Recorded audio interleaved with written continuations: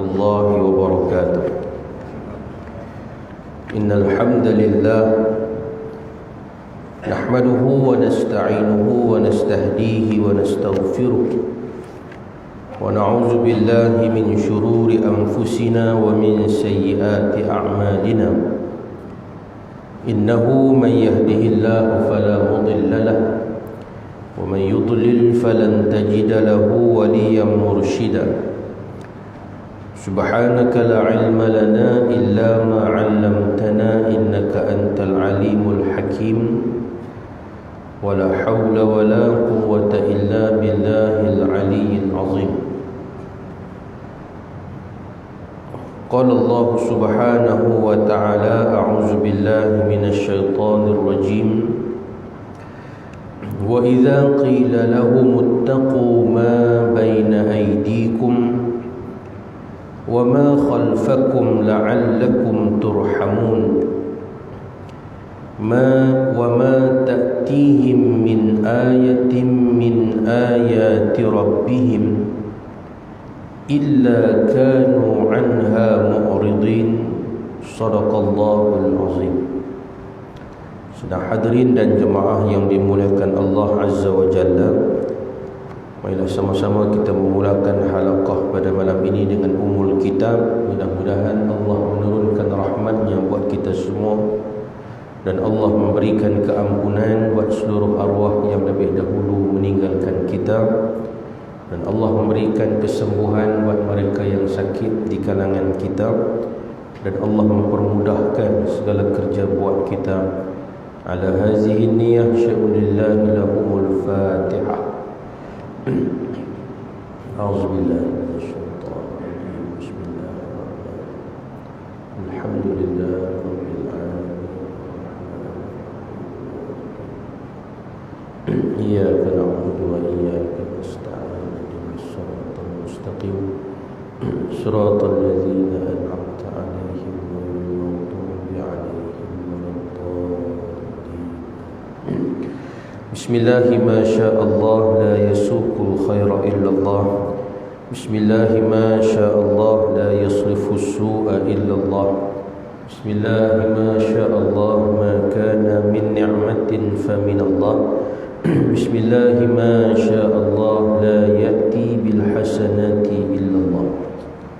Yang saya hormati seluruh ahli jawatankuasa dan pegawai-pegawai masjid Jami' Tunku Abdul Rahman Putra, seluruh pimpinan dan komuniti masyarakat, ashabul fadilah, tuan-tuan ustaz, para alim ulama, tuan-tuan haji, puan-puan hajjah, saudara-saudari, sedang hadirin dan hadirat, muslimin dan muslimat yang dirahmati Allah Azza wa Jalla sekalian. Mudah-mudahan kita semua berada dalam limpahan rahmat yang berterusan di sisi Allah Subhanahu wa ta'ala. InsyaAllah ruang waktu pada pagi ini kita sambung perbincangan dalam tafsir surah Yasin, dan kita masuk kepada ayat 45 dan 46 pada malam ini. Firman Allah dalam surah Yasin ayat 45. A'udzu billahi minasy syaithanir rajim. Wa idza qila lahum ittaqu ma baina aydikum wa ma khalfakum la'allakum turhamun. Dan apabila dikatakan kepada mereka, mereka di sini adalah golongan kafir yang mendustakan Rasul dan mengingkari Allah Subhanahu wa ta'ala.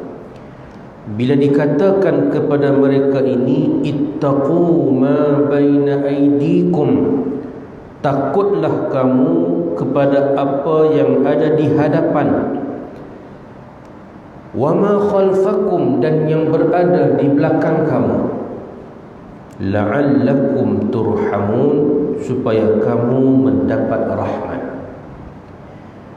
Wa ma ta'tihim min ayatin min ayati rabbihim, apa-apa keterangan yang datang kepada mereka daripada keterangan-keterangan dan tanda-tanda kebesaran Tuhan mereka, illa kanu anha mu'ridin, tidak lain mereka hanya berpaling daripada tanda kebesaran tersebut. Maha benarlah firman Allah yang maha agung lagi maha mulia. Surah Yasin ayat 45 dan 46. Hadirin yang dirahmati Allah Azza wa Jalla sekalian, kalau kita ikut kronologi ayat sebelum daripada ini, Allah menceritakan tentang keagungan dan kekuasaannya pada siri-siri ayat sebelum ayat 45 ini. Allah Ta'ala paparkan tentang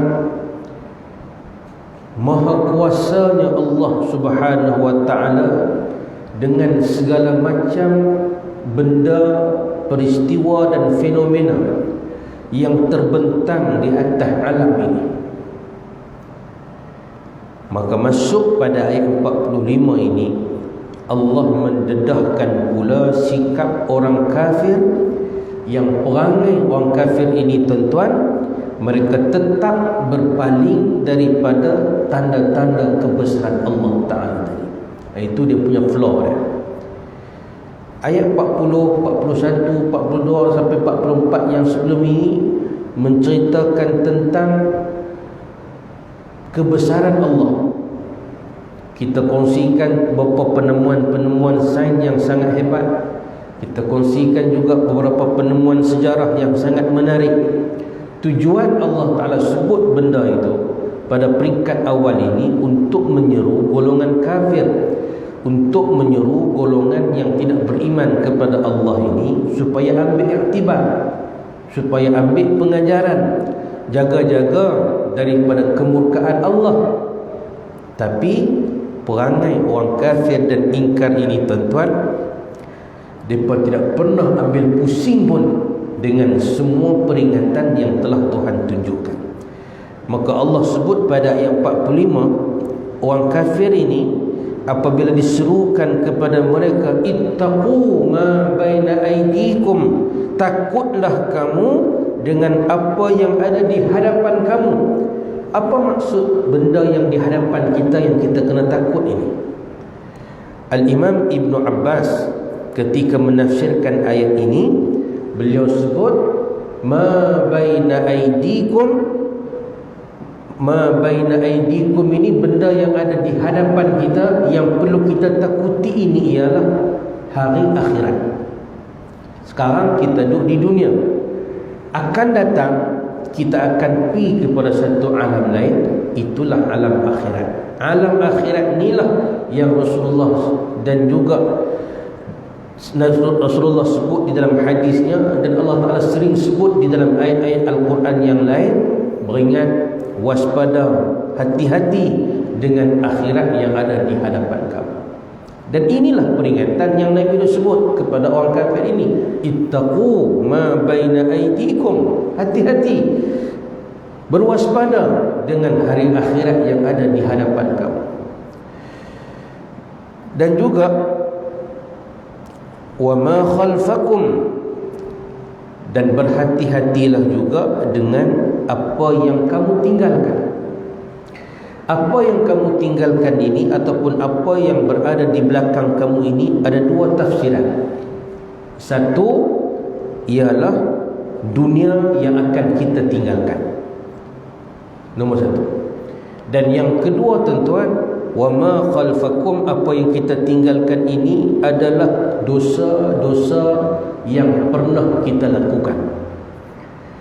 Dua perkara ini Allah Ta'ala pesan pada surah Yasin, kena ambil perhatian. Hati-hati dengan dunia yang kita duduk sekarang ini. Kerana dunia yang kita duduk sekarang ini, dunia adalah tempat yang akan kita meninggalkan. Tapi akhirat adalah tempat yang akan kita tinggal. Yang akan kita tinggal, dia kekal akhirat itu.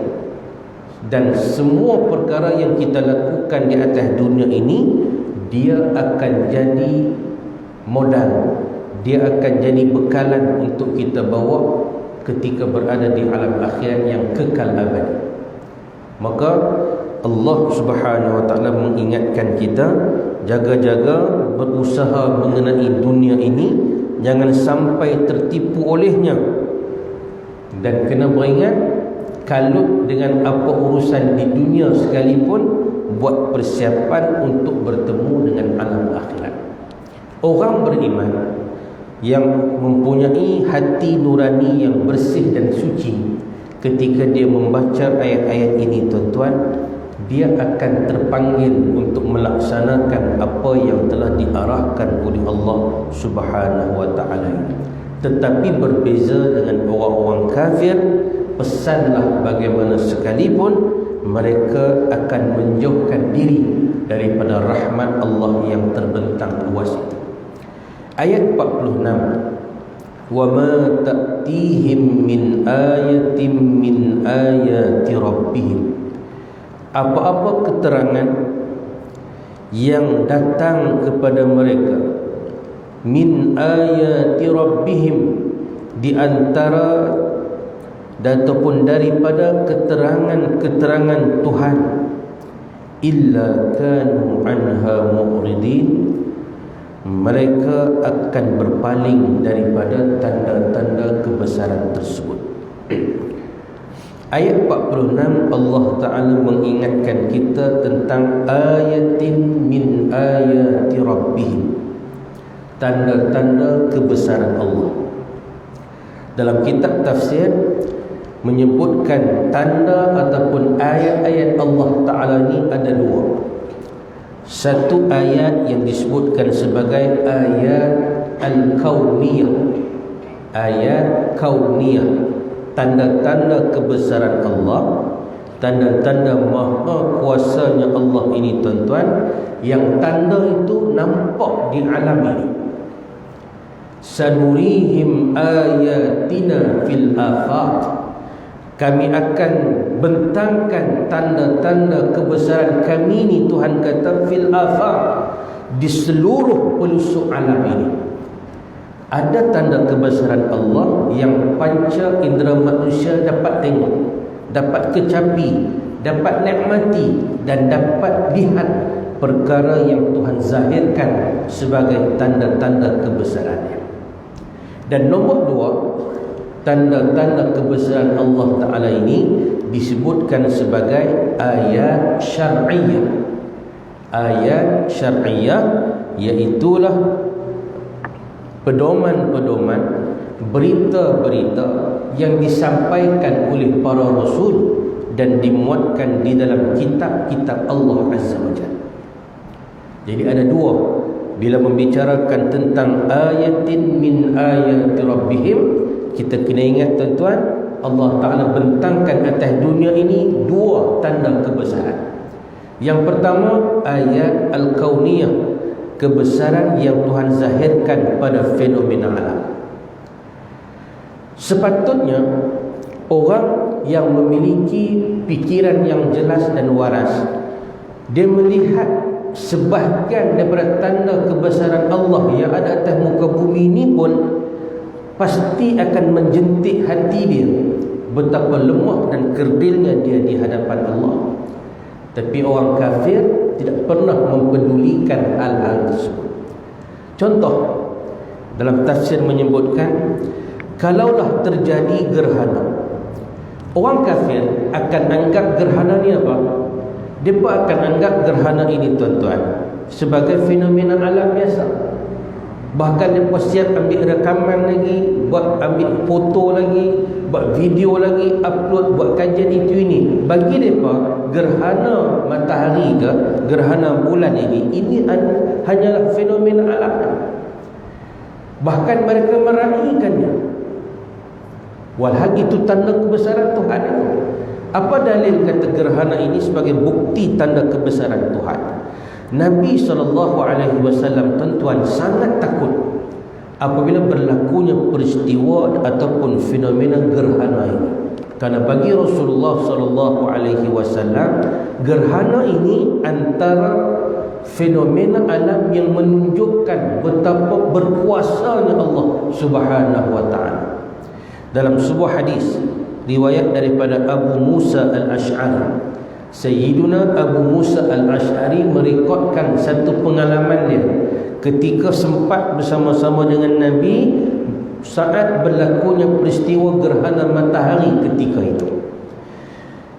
Khasafatis syamsu fi zamanin Nabi sallallahu alaihi wasallam, faqama fazi'an yakhsha an takuna as-sa'atu hatta ata al-masjida فقام يصلي بأطول قيام وركوع وسجود ما رأيته يفعله في صلاة قط ثم قال إن هذه الآيات التي يرسل الله لا تكون لموت أحد ولا لحياته ولكن الله يرسلها يخوف بها عباده فإذا رأيتم منها شيئا فافزعوا إلى ذكره ودعائه واستغفاره. Abu Musa al-Ash'ari berkata, suatu hari berlaku gerhana matahari waktu siang di zaman Rasulullah sallallahu alaihi wasallam. Nabi tengah duduk dengan sahabat dia, tiba-tiba kelam itu Nabi bingkah bangun tuan-tuan dalam keadaan yang takut. Nabi ni walhal dalam sejarah yang lain Nabi seorang yang sangat berani, tapi dalam kisah gerhana Nabi kelihatan sangat takut sekali. Takut apa? Bukan takut ke gelap itu, bukan takut kepada suasana yang semakin suram itu dah. Nabi takut kepada berlakunya hari kiamat.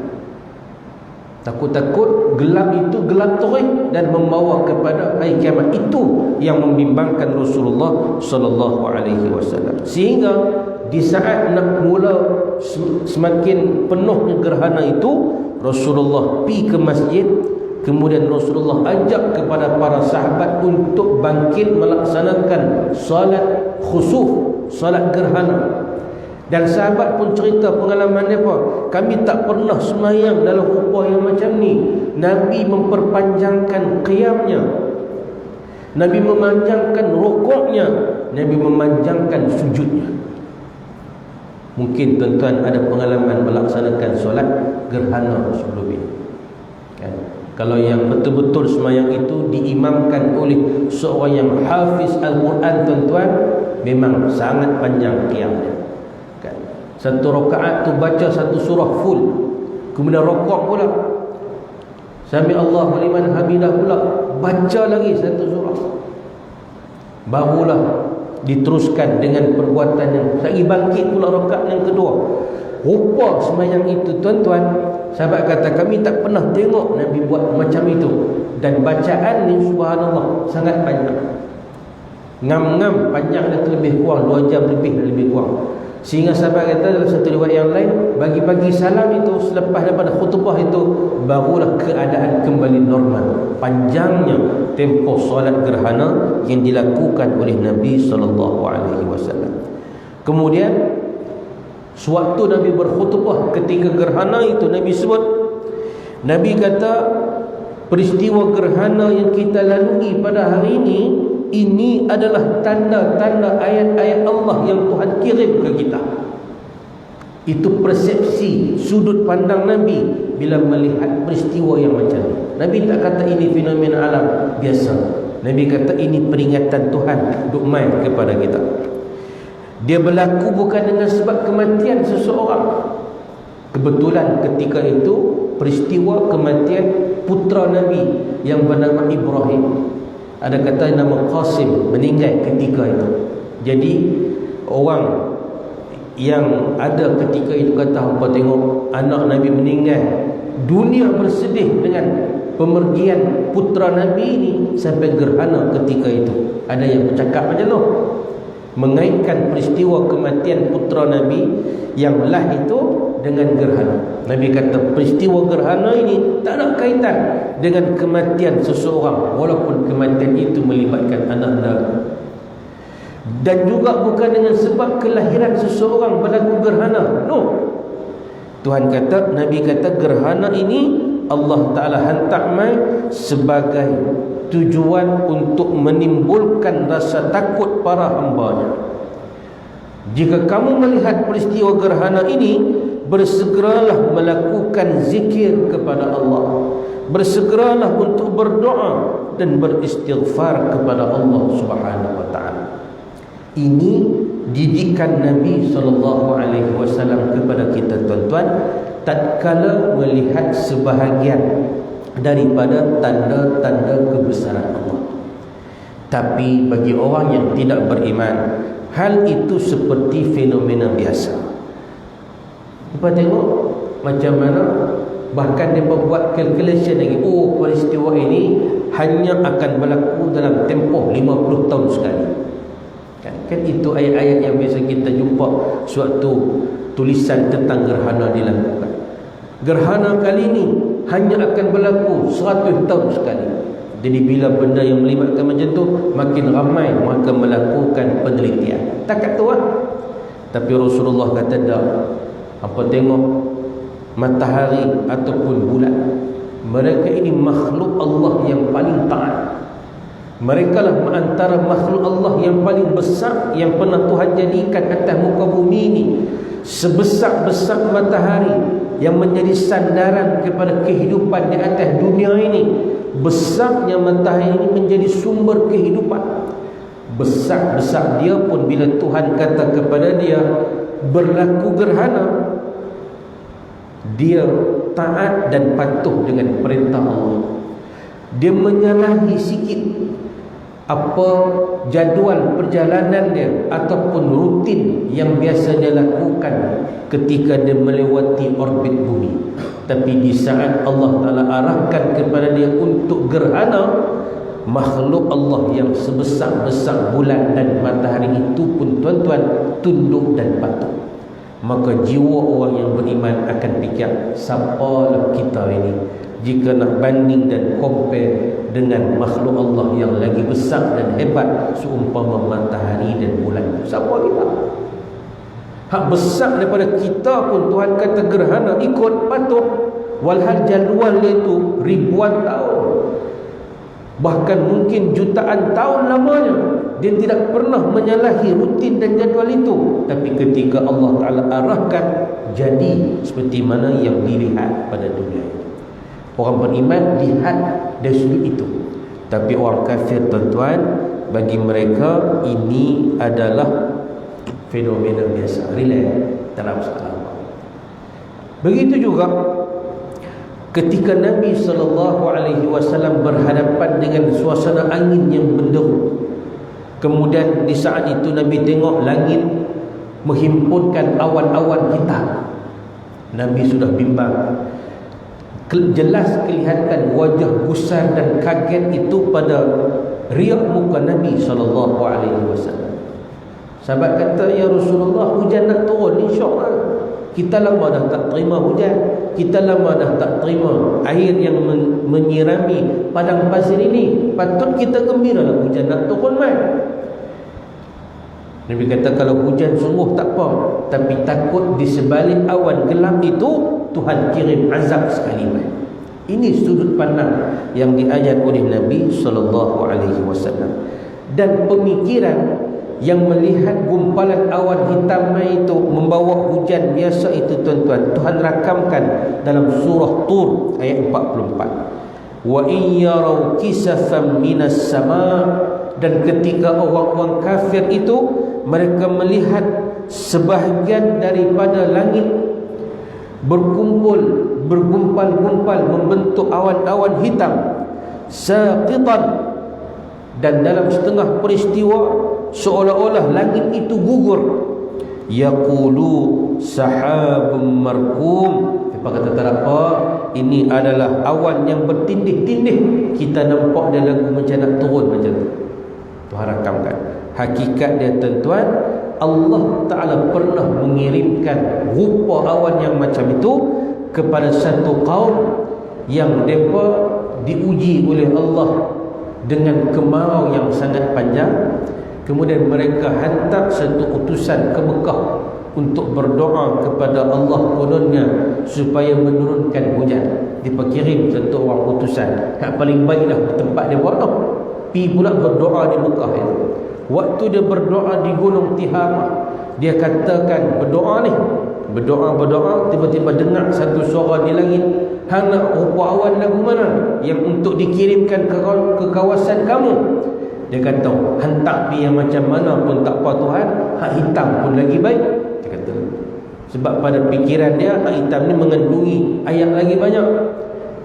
Doa ataupun menyeru dalam keadaan yang penuh bongkak dan sombong itu. Selesai dia berdoa tuan-tuan, dia balik ke perkampungan dia. Orang kampung dia tengok daripada jauh awan hitam duk mula main ke kawasan penempatan mereka di Al-Hijr itu. Dia berkata tu dia bagus utusan yang kita hantar sedah ya. Dia balik tengok hujan untuk main turun dengan dia. Semua pakat seronok, semua pakat happening ketika itu. Ada seorang wanita tua yang menyaksikan peristiwa awan hitam duk main ke kawasan Hijr mereka ini tuan-tuan. Dia kata, dah pengalaman aku hidup selama ratusan tahun ni, aku tak bisa tengok rupa awan yang macam ini. Ini bukan awan biasa, ini bukan awan yang menurunkan hujan. Ini adalah awan yang akan membinasakan kita. Makcik duduk dia tak payah kata apa. Makcik takut, makcik duduk dalam rumah. Kami akan menyambut ketibaan hujan ini di tengah-tengah halaman padang pasir ini. Kami nak meraihkan hujan yang selama ini tak turun ke daerah kita. Berderu mereka pakat tunggu di kawasan lapangan itu tuan-tuan. Saat awan hitam itu sampai, bukan hujan yang diturunkan tetapi kemurkaan Allah. Berlaku ni di zaman siapa? Berlaku di zaman Nabi Hud alaihissalam. Ketika Allah memusnahkan kaum Hud yang menderhakai dan mengingkari kebesaran Allah, Tuhan kirimkan angin yang sangat kuat dan dahsyat, tempikan suara yang sangat deras dan kuat, akhirnya mematikan mereka di kawasan dataran itu.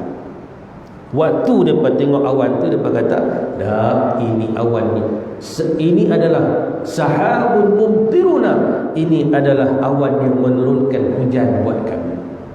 Sebab itu Nabi SAW tuan-tuan, bila melihat fenomena-fenomena alam ini, Nabi sangat gerun. Pasal apa?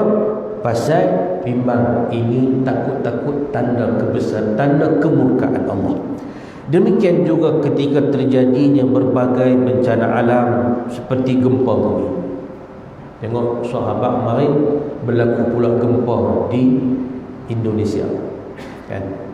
Berlaku pula gempa di sana. Banjir. Dalam suasana PKP ini, banjir pula di beberapa buah negeri Pahang.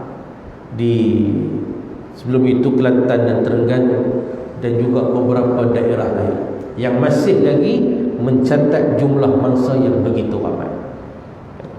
Apalagi Tuhan jadikan angin kencang yang menghancurkan, torpedo dan taifun dan sebagainya.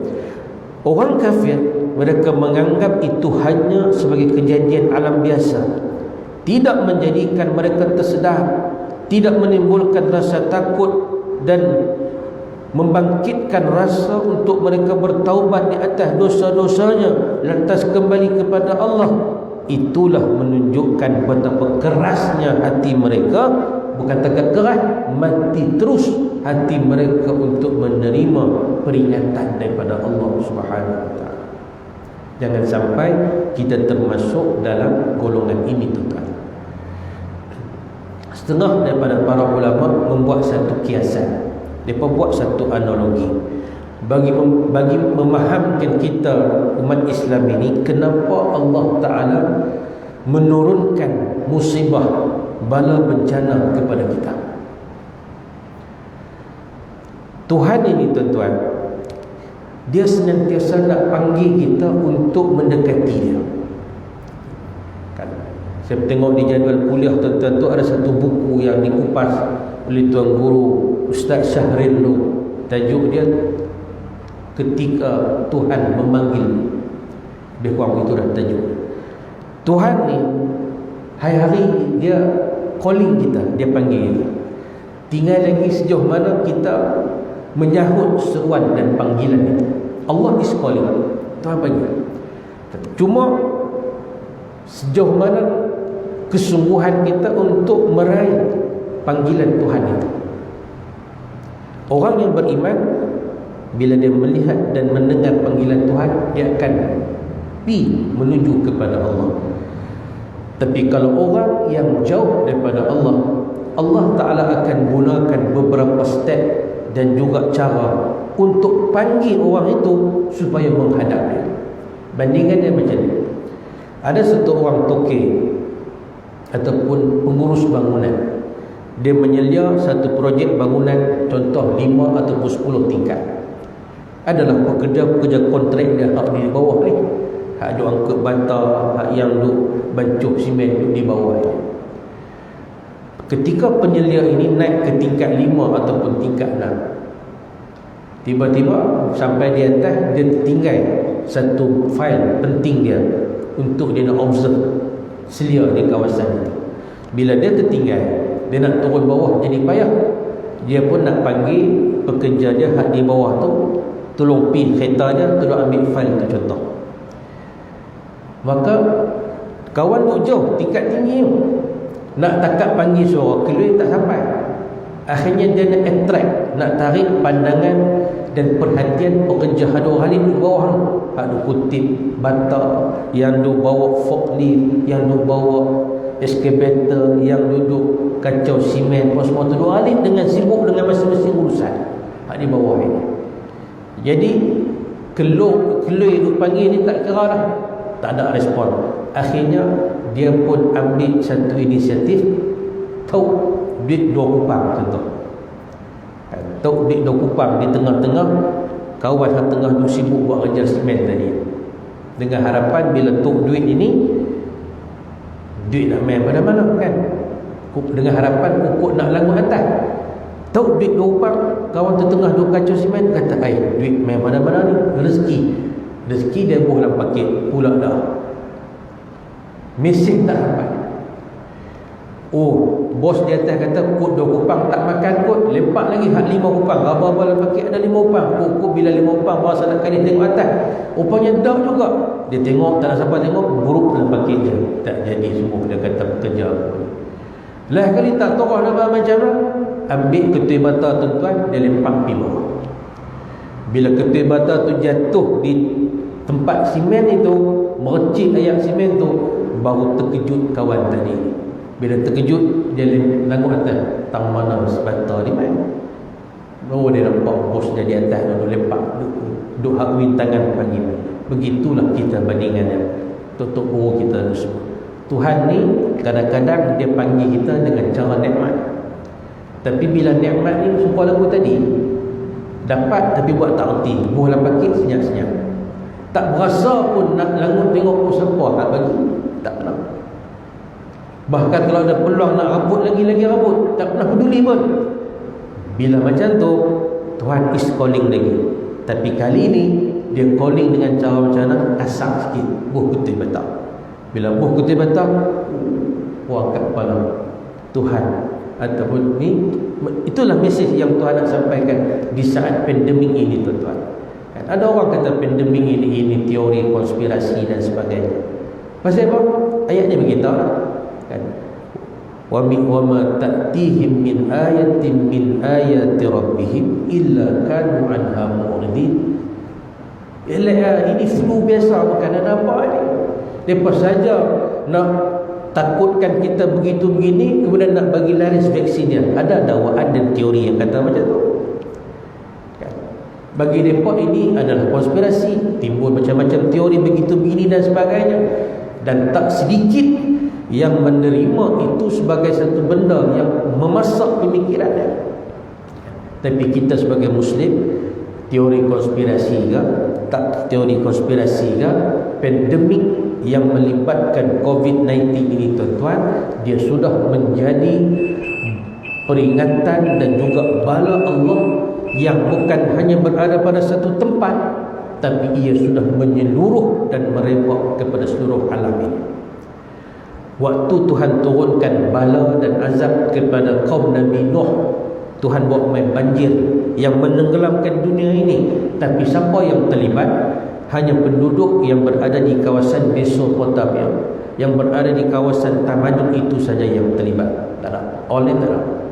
Bila Tuhan turunkan azab angin taufan yang sangat kencang dan dahsyat kepada kaum Nabi Hud yang saya sebutkan tadi, ia berlaku di mana? Ia berlaku di kawasan Hijr, di kawasan padang pasir tandus dekat dengan perbatasan kota Mekah.